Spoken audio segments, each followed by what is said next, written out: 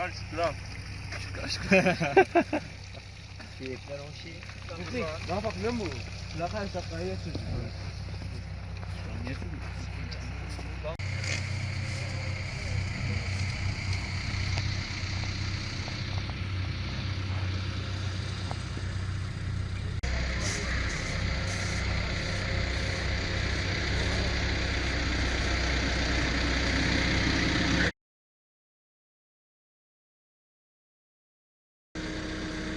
Buraya kadar gelmesi lazım.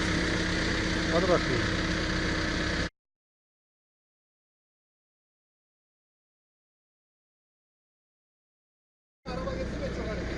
Bir tane araba gitti vallahi ileride kaldı bence ama.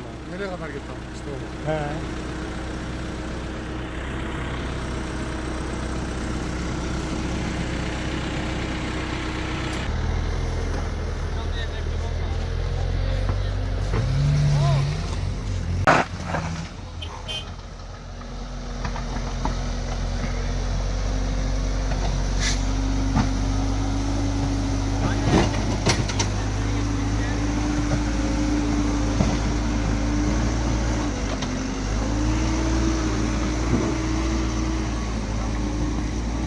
Yok ya bu araba gene çıkmaz ya.